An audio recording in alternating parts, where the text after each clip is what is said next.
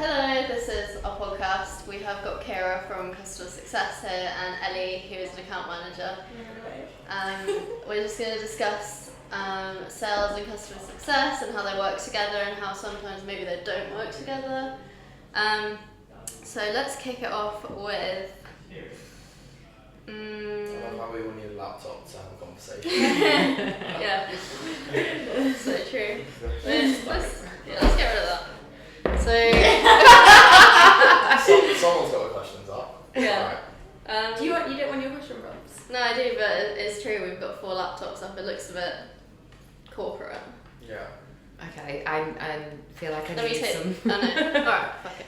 If you're going to ask me the questions, I've got like ideas of what to talk about. Yeah. So, like, let's just talk about how sales and customer success works together at the minute, and maybe we can also talk about how when we didn't have customer success in place, how it might have been a bit different, and just like maybe just give some intros as well.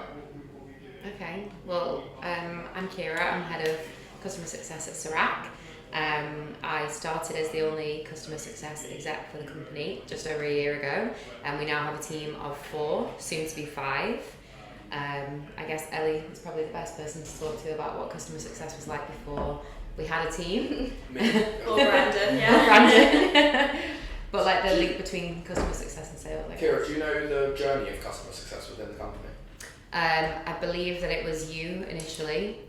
Yeah. And then it became a couple of the guys from the sales team, Josh and Will, because when I started, they were helping me out quite a lot. Yeah. I was like, how do I log into Canva?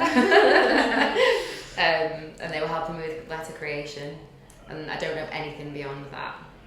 Well, I mean, early days, which was just like me and one other person, I would do the sell and then onboard the customer, Okay. so like the full experience. Okay. And then we started to develop the sales team a little bit more.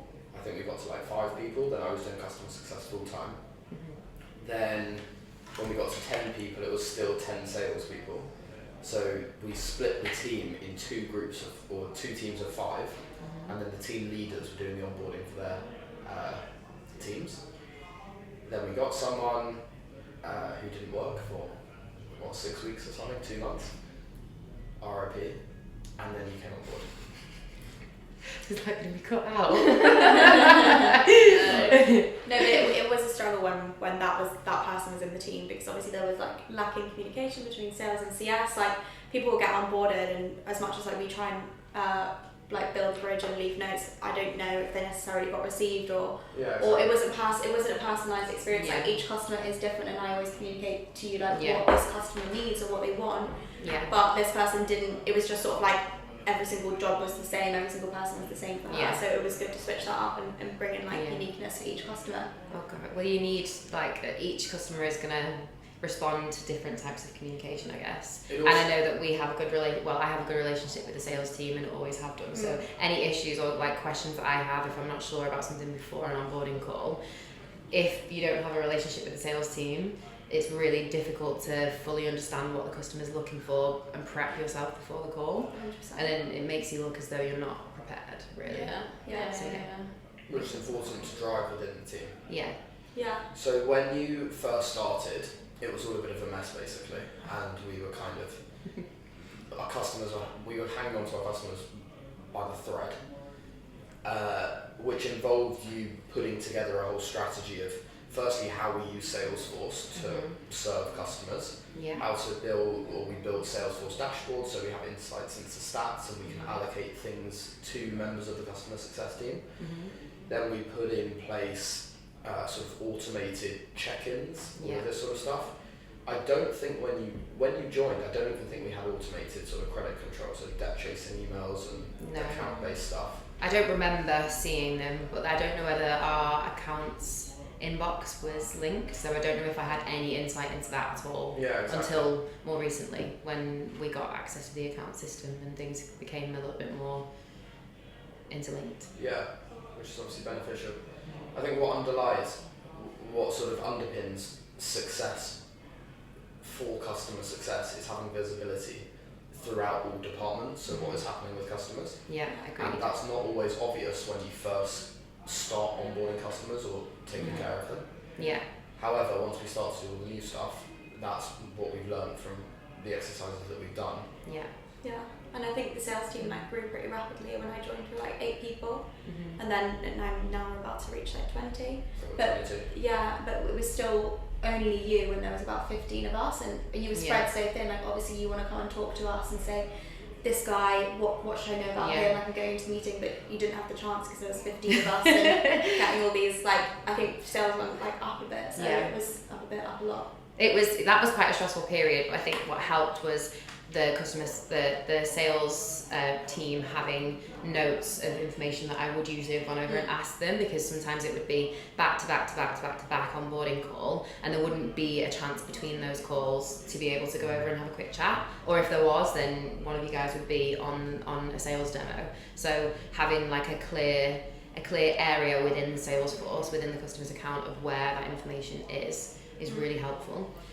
So you recently went with Emily to this customer success event. What was the biggest insight that you learned from that? It was quite AI focused, and I guess my perspective on AI for customer success prior to that was I think I was a bit nervous about how it might affect the team and whether or not it would negate the need to have as many members of staff, whether or not that would be an issue for my role, but it was really useful to know how that would actually help aid and benefit the customer success team, because it would free up the time for the customer success team to deal with the more personalised or more complicated issues by automating a lot of the stuff that we spend quite a lot of our time doing. Still, so using GPT to answer chains of 20 emails and actually answer the points that they want and extract bits of information if they've got queries about the contract or their plan or payments and when they made payments. You stick it all into GPT and it produces a good response for you. So I think it's as much beneficial for the more complicated things than it is for the simple stuff.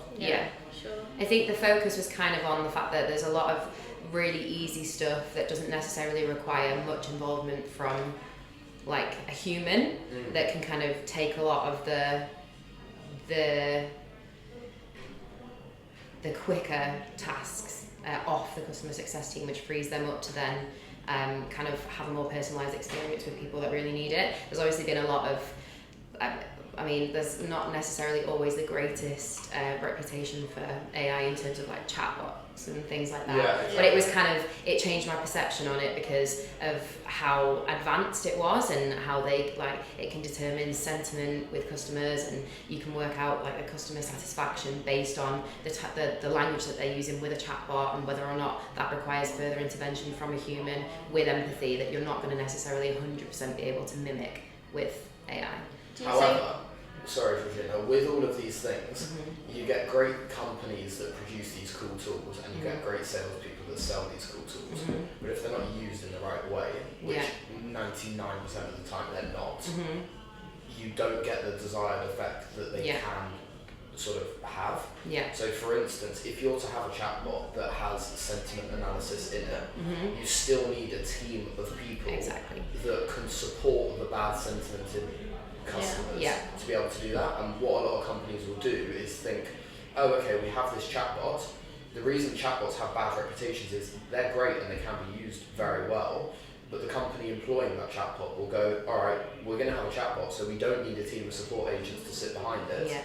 So you almost get to a point of the technology is not really being used in the best way, and it leads to a worse customer experience. However, if it is used, it can be better. So it's good to sort of direct things, but I don't think necessarily it can do the job of you can't beat, in the world of customer success, you can't beat speaking to someone, and that's where I think a lot of companies do very well. And I think the benefit from it is not to necessarily take over and to negate the need for actual members of the team, but I think the things that can be automated and the impact that would have means that the more personalised approach there's more time to focus on that personalised approach for people who need that. So I worked out some rough stats. Our admin inbox receives between 300 and 400 emails a month, and 80% of them are answered using GPT. very, very efficient. And what's funny is I actually saw an email from a customer yesterday. I saw it as well. And he goes, thank you for the non-generic and very personalised response. I was like, yes. I thought you were going to mention that. Was it not being sarcastic? No, not at all. He was like, thank you very much for the what was it? Something like that. It was the non-robot human response or Yeah. something like that. So, thank you for the That's non-robotic, ungeneric, or not just generic If you response. just listen to this. Yeah. Wow. That's crazy. But it's true, That's- like yeah. GPT So smart. will be able to answer an email better than I can. Yeah. Because it has more time. Or, I mean, it doesn't have more time, it's a little quicker. Yeah. But it has, the technology is so advanced that it can produce a better response and build stats and answer questions and like take out information from a chain a lot And more learn efficiently from than I can. previous conversations as well. Exactly. It's really clever. Yeah. It wasn't the only. It wasn't the only focus. There were loads of different topics of discussion, but another one that kind of stuck out was the language that you use to communicate. And we've seen with like different members of staff, like a conversation that could be more direct when you're speaking with someone who maybe just needs it kind of to be like plain English, as opposed to someone who, the use of the certain language and how effective that is was another big That tool. comes into sales a lot as well, because with our team, everyone has a different approach, right? You take a really like professional, straightforward approach, whereas like the men in the team kind of call people up and they're like, hey mate, like how are you doing? How do you feel about that? Like, do you want to talk about how everyone talks to the customers differently and how it's... Yeah, it's like just finding your niche, isn't it? And like you said, like language is really important. Something I learned actually like before sales was that, you know, if you were in a queue for a shop and it's a really long queue and you get to the front and someone says, oh, sorry for the wait, you automatically are like, oh yeah, you know, you should be like saying sorry. Because if they say thank you for waiting, you're like, oh no worries, like it completely changes. That was like one word changes how the person responds, and it's the same on the phone. And for me, like as a woman, I want to be like respected, and I just like take it very like I'm the expert and this is how like you know why you should listen to me and like keep it professional. But yeah, finding your own pitch is really important as well for it to suit your style and just come across really natural. I guess. I think it's also, you can maybe switch that up depending on who it is you're talking to as well. Like if you find that one customer might respond better if you're kind of a little bit more candid with them than another customer who is expecting a much more of a professional, like 100%. business to business approach, then you can tailor it customer by customer. Yeah, exactly like what you've just said from CS. It goes with like, it's very relatable at every stage. So cold calling is you have such a short period of time to make such a good impression. So your like choice of words. It's like the first 10 seconds someone can decide if they want to speak to you. Exactly. I think it's 3. Yeah, Really? I think it's 3 or 4. I can tell from the first word. Yeah. But that's exactly goes back to the thing, like if you say sorry first or if you say thanks first, it completely changes how the person reacts. Exactly. Obviously that's a different situation, but it literally is transferable. If you start a sentence with yeah but instead of yes and, it sets the tone of the conversation. Even the way you say hello on the phone. Exactly. I think you could, so on the use of language and tone and all this sort of stuff, it's obvious that it's a sort of very broad topic and it comes into play a lot with both dealing with existing customers and winning new customers. But it's not necessarily, there shouldn't be a fixed approach to be successful as an overall sort of rule. Like it needs to be changed throughout the life cycle of a sales approach in order to get the desired results that you want. An example, like we had a call the other day, I'm not going to say who, but the call that we were on, pitching, and halfway through the call, when I was talking, I just changed the tone completely because I sort of needed to put my foot down. And I mean, I'd like to think it sort of got the desired results, but it's not always being polite. A lot of people that start in sales and or customer success think, oh, I need to be polite, I need to be professional, I need to be really nice, I need to make them like me, but it's not like that at all. Definitely. I often try and not directly but like mirror their energy, and then when they hear it back they sort of relate to it. So someone who's really direct, if you're direct back and they expect you to be really polite, but you're actually really direct with them, they sort of respond a lot better to it. Yeah. Whereas obviously like I am naturally quite like energetic on the phone, or quite bubbly, so that would be my natural route. But if somebody isn't, you change your tone and you change your tack, and it gets the desired response. No, exactly. And it's being able to adapt very quickly. Yeah. Yeah. Definitely.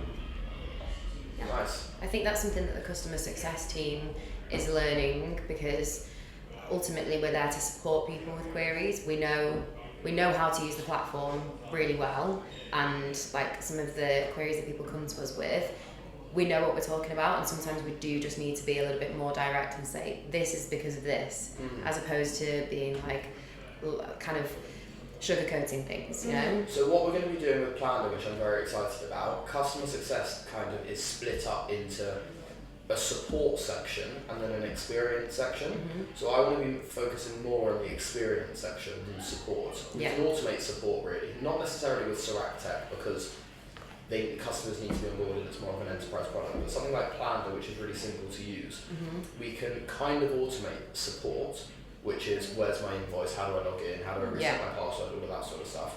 But what we can't automate is customer experience. So that's speaking to the customers, understanding how they're using the platform, what they want out of the platform, how we can make their experience interacting with the platform better, and then producing stuff off the back of that. Yeah. So it's not necessarily a customer success to customer relationship, it's more of a customer success to marketing to engineering to customer relationship, and it's like bringing the loop back, which is very nice. Like we need people not just servicing our customers, but obsessing over our customers. It's almost like having internal customers in the company who are telling us what they want out of the system. So I'm excited to be doing that. Agreed. And that can't be automated, none of that can be done with sort of AI or anything. I mean, the analysis of it can, but that helps us do what we do. Customer feedback is the best way to work out what's going to suit them best, I guess, really. And it only comes with the early adopted program and getting the initial feedback and knowing exactly what it is that your target market is looking for, so that we can then implement that. Yeah, exactly.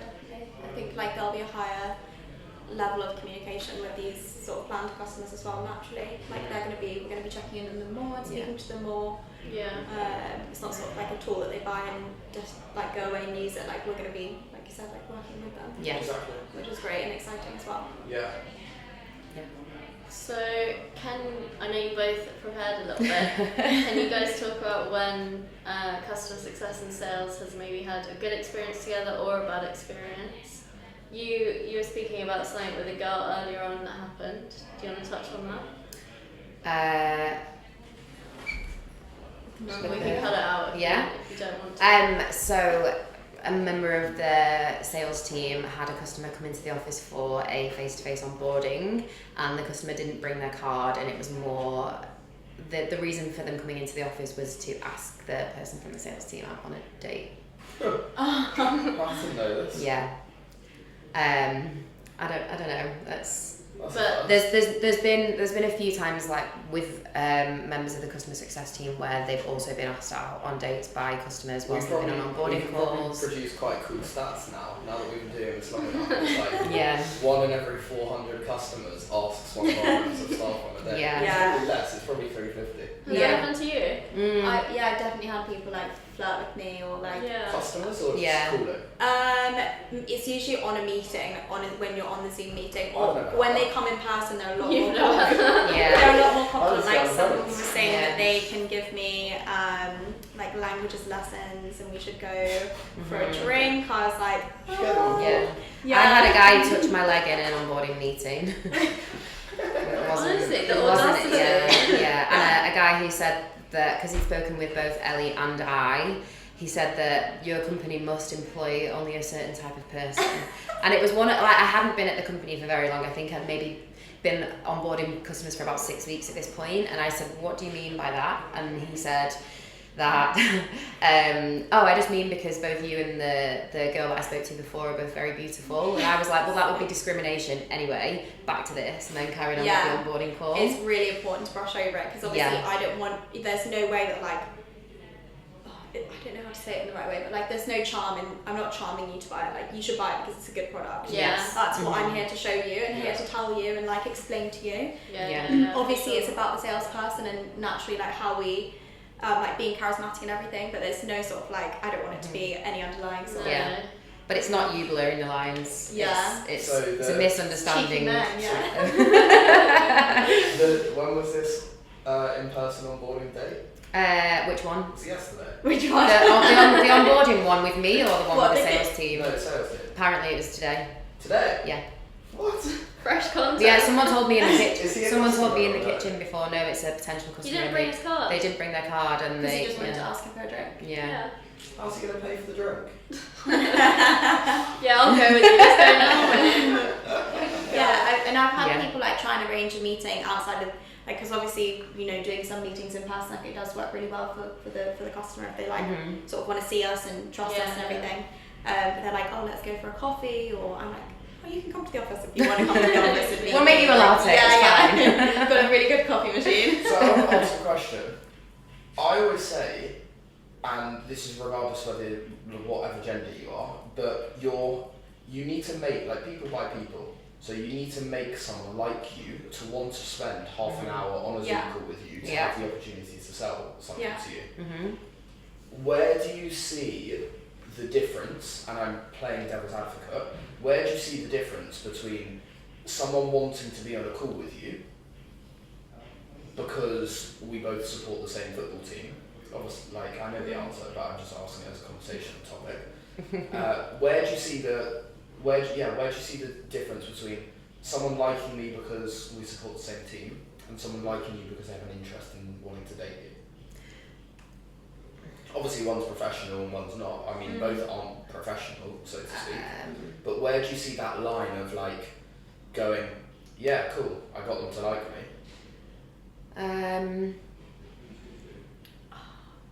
It's tricky, like, because it goes both ways. Like, if I was, I don't know, flirting with someone on a call. Because Yeah. I think it's the line for me would be in, like, it's fine if they are, like, enjoying having the conversation with you because maybe they find you attractive if they're listening to what you're saying, but it's when it makes you feel uncomfortable. That would be a line for me. So that's the line. And like, from a sales perspective, if I'm like, where do you? So I phrased it better. So where do you? What do you see the difference as making someone like you and making someone that like you? If you're playing, like, if you're a little bit flirty on a call, whether you're a guy or a girl flirting with the other person. Some people do use that as a technique, don't they? Because your goal is to make them like you and want to spend money with you. So is it wrong? Yeah, I guess it's wrong. Maybe it's messing with someone's I think but still, like, they shouldn't have such strong feelings after 30 minutes. being good at sales is understanding emotions and playing towards that. So is it bad to say? I think it's like, I think it should be something that should be taken advantage of. Maybe. I think I would take advantage of it, but I'm not particularly comfortable with a person maybe going with that direction in a call with me. Don't come into the office. If a little bit of flirting and building up a little bit of rapport and having a bit of a laugh. I've done that on onboarding calls before with customers, and that helps, but I wouldn't do that with customers where they had made me feel uncomfortable. And I guess it's also a mutual thing. If you genuinely get on with someone and you're a similar age and you have similar interests, whereas, like, if you're talking to someone that's 40 years older than you and it's just, like, obviously like this. But I think if you have common interests, similar sort of age, you vibe well together. And you can throw a few cheeky comments here and there. I think it's really important. Like, this is another thing, like, why I keep my conversations, like, really professional, because I want it to be, like, a respect of, like, I don't think you should go there as a customer, or, like, I'm not selling myself, I'm selling product. Like, I don't like, obviously I'm happy to have banter and to build rapport, but it doesn't need to be flirty. So sometimes, like, if it crosses the line, I, like, obviously don't shut it down, because naturally I'm trying to make a sale, but, like, redirect it, always redirect it. The biggest challenge I had one time was someone was literally putting their bank details in and asking me for a drink, and I was like, I can't shut this man down now, can I? Not until he's put his card. So what did you do? I don't know.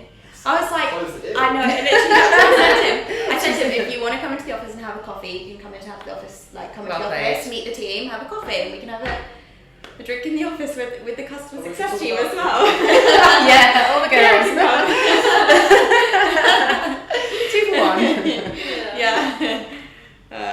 Interesting topic though, because I think a lot of people would be scared to sort of talk about something like this as a taboo, but really, Yeah. like anyone that's in business, sort of, Yeah. all you're talking about here is like emotions, and a key element of sales and account management is making people enjoy the time that they spend Yeah. with you. Yeah. Yeah. The most important thing is providing a good service. Yeah.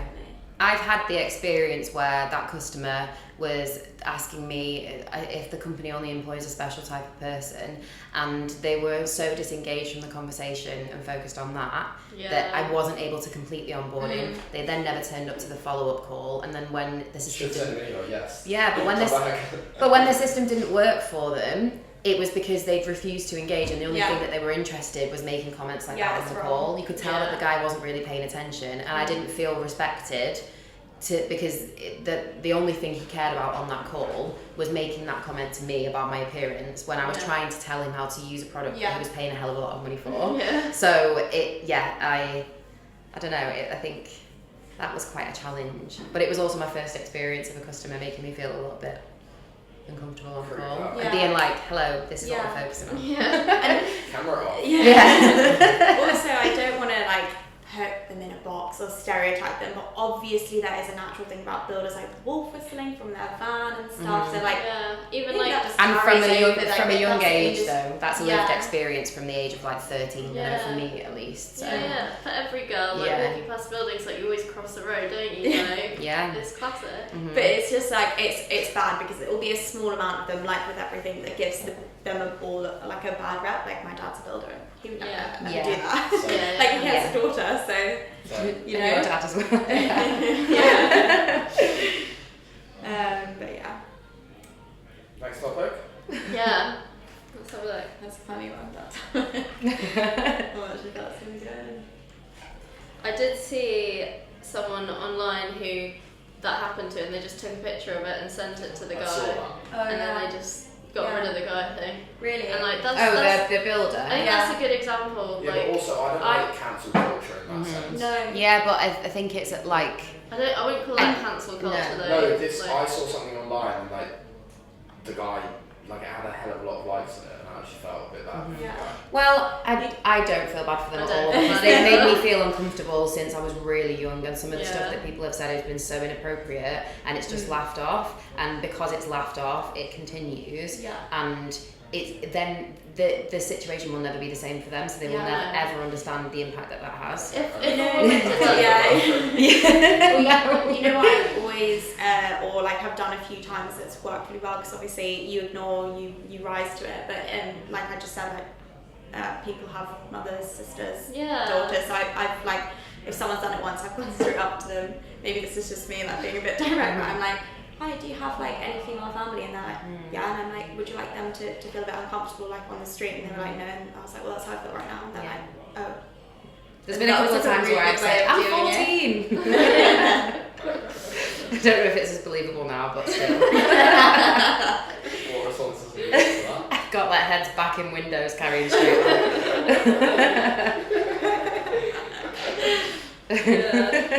I like your one, Ellie, when they speak to you, or they call out something, you get like. Yeah, someone told me I had a nice smile, so I'm not going to do it on the camera, but I turn around to the ugliest smile, and like, on the face, they were like, oh my gosh, yeah. That was good. But I was with my little sister as well, so I was feeling really protected.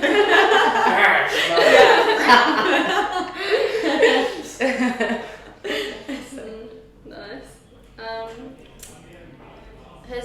Following on from that, kind of, if you guys could give a piece of advice to your younger self, just starting out as a woman in the workplace, what would it be? Do you want to go first or? Yeah, I would just say, like, don't doubt yourself, like, don't think. I think that I'm like quite good at coming across confidence, but it's like a swan, like on top it's like quite calm, but underneath there's like quite a lot of stuff going on. I would say like I'm quite a highly emotional person. I like that analogy. Yeah, we did in my last job, like it was an award for like the swan of the workplace, and it's someone that like comes across so calm, but underneath they're like flapping their little legs. But just sort of like fake it till you make it. Because like you can't basically I can do whatever I put my mind to. So and having doubt would only like prevent that or inhibit it. So just don't doubt yourself. I think everyone's give it a all. swan at the same time. Yes, Yeah, definitely. for sure. Like, The whole business is a swan. Yeah.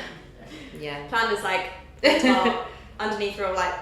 But it's true, like especially a growing company, there was an unbelievable amount, which was a hell of a lot of it was put on you, Ciara, because you had to deal with the customers. Like we were scrambling to be able to get to a point. Oh, I was scrambly. Yeah, if you're not, like we have a capacity of a certain amount, and we stretch that capacity to bring on more customers, to build more, to release more, to do more. Yeah. And then we have to grow. We have to like fit. It's like we're wearing the same pair of shoes. Our feet are growing really fast, and it takes us 2 months to get a new pair of shoes. So every like we're always whilst we're growing, we're always at a point. It's not as good as just one another. We're stretching the shoes until we get new ones. We're always at a point that we're like overstretched, which is good, but it's part of growing. Yeah. Which means that we're stronger as a team. Yeah.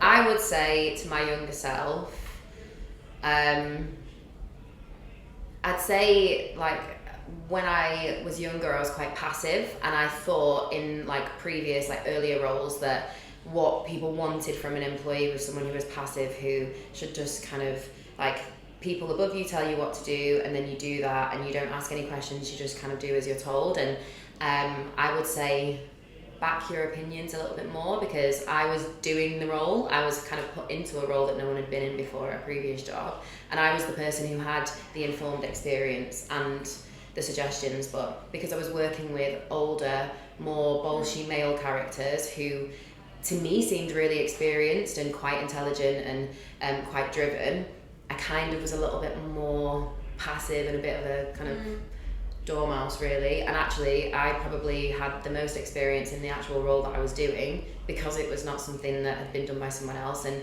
I probably should have just backed myself and actually realised the value in my opinions as opposed to kind of just doing what I thought was expected of me. What did you do to make the change? Like, I think it was kind of it got to breaking point with me where there was things that I was told to do that weren't the best way of working, but because I was young and because the people that I was working with and for were a lot older, I kind of dismissed them because I didn't think that they were as relevant. But then a conversation and kind of like getting them to listen to what I'd been struggling with because of the kind of way of working wasn't necessarily the most practical or the most customer focused actually helped. But it took a long time for me to get into the position where I felt comfortable enough to be able to do that. Yeah. So I just, I didn't back myself, and I kind of just did as I was told, really. Not that I would kind of then stop doing as I was told, but it was more like, it was more just being a yes person. Yeah. When it wasn't necessarily the best way of working, because I thought that that's what people wanted from me as a young woman in the workplace. Yeah. I feel like that's something that's really nice about this office. Like there's no sort of age hierarchy or like obviously experience results in progression, but if somebody like really throws himself at it, like that is recognised, and I think we all listen to each other, and it's not like, oh, you're older therefore you know more. It's like we're all learning, you're learning, you learn with us, you listen to us. I love that, and I try and like, as I obviously like move forward into mentoring and stuff, like I try and take that with me, that like I feel like you always listen to us, so I like can listen and learn from people that I'm teaching as well. It's so important. Doesn't matter if they're older, younger than me, if they've had sales experience, if they hadn't. It's so nice, and I think and it gives that space for that person to not be passive. Like if that's the advice we would give to ourselves. However, if I was to take a guess, I'd probably say 90% of employees in the country are employed to do a job, to do as they're told, because 90% of companies operate. They have a company, they've been going so many years, they have a team of 100 people, and they just need to get the inbound stuff delivered. Whatever tasks that come in, they have to deliver it. It's like, for instance, I don't know, Tesco has thousands of people that go to the delivery room, take stuff off the lorry, put it into a stock room, put it on the shelf. Like businesses need functions. We don't necessarily. because of the stage that we're at, no one in the business is a function. Yeah. Like no one at all. Everyone is like a contributor towards the growth of the company. We'll have functions when we have, I don't know, I think the only function is our cleaner in the nicest way. But Yeah. like that's the only sort of operational function that we have. Even when you go to engineering, like 15 people in there, they all have a completely different role, which has like room for them to grow in and to do more, that they're only just sort of starting off in. If you have like a business that's built on innovation, like there's less structure to that function. We all have to figure it out until we reach that time when it's like we've innovated and here we go. But I feel like I don't think there is a limit with that. Like no, there's no limit not gonna at stop. all. No, we literally, we're not going to stop at all. And back to your swan analogy, like we have pivoted quite a bit as a business, but it's so good. Like the reason we have these very big meetings booked in is because we have developed a new product that we've launched. Like if we didn't, we would be an operational business running Ciara and that would be it. But the fact that we're sort of like moving into this world of the unknown, we have a team of 50 great people that I have like confidence isn't even, it's not even a contemplation whether I have confidence or not. Like it's not I have confidence, I know that the team that we have is capable of doing anything that we'll need to do. If we need to hire more people, we can add more people to the team. But it's important to have people that don't just do their job. And that's like something that every sort of team member comes in with, that flexibility, I think. It is. Which It's is like really nice. transferable skills, versatility. And there's a lot of like transparency within like management, which I love. And from a management perspective, like it's very important to make people trust their decisions, to back their decisions, to be thinking about all of these sort of things, so that when you require additional things from someone, or you have something brand new in the business, people actually go, you know what, let me think about that and I back my decision, because when I've done it previously it worked. And like this afternoon we've got our Q2 review, which you're leading, and I remember I think you joined just after our Q1 review. I remember like after that you were like, wow, I've never been in a workplace that is so open and honest about the progression and the position of the company as it is right now. Did you see which was so nice. And I remember thinking that that's so nice to hear that from someone who's literally been here like a week. It's good. So, I remember thinking the same. So on that note, the feedback that I got, I can't remember who said it, but someone, I heard it multiple times, like, can you tell us what's happening? And I'm like, I do need to. A lot of CEOs and people high up in a company like gatekeep quite a lot. There's no visibility, is there really? No. And I can't hold it. but we're here because we're excited, so we obviously want to know, we want the updates, you know?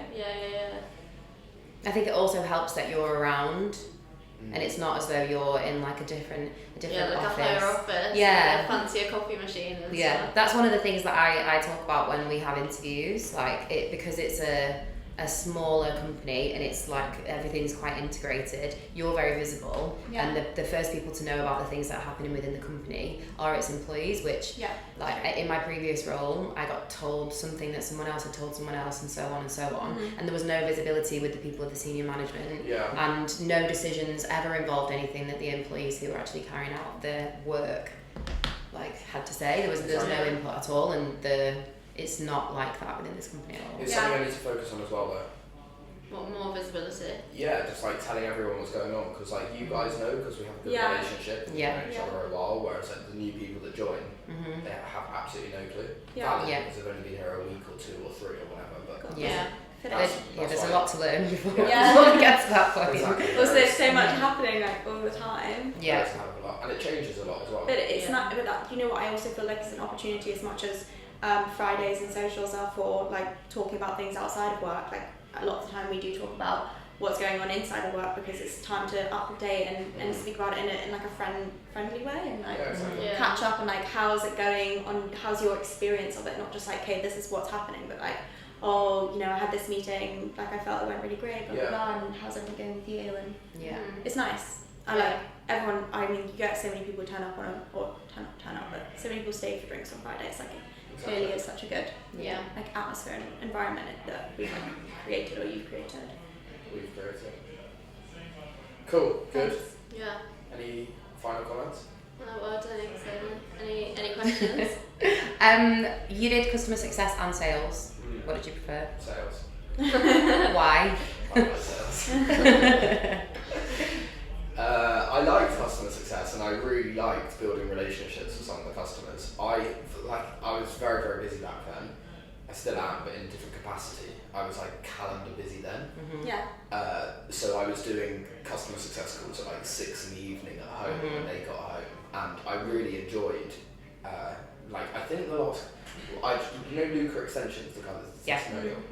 We got on so well, and I love. He's still a customer 3 years later, and still does very well on the platform. And because it was the early days, I used to go like above and beyond for them, as we still do, but. Personally. And it was like my baby that I developed, and he bought into me, and I was like, look, I sold this to you. I'm not driving you mad because my managers told me to drive you mad to use it, because I sold it to you, so I'm going to make it work for you, and I'm going to tell you to use it every week, and I actually enjoy speaking to you. Yeah. So I really enjoyed that element, but I'm sales through and through. Yeah. I thought that's what you were going to say.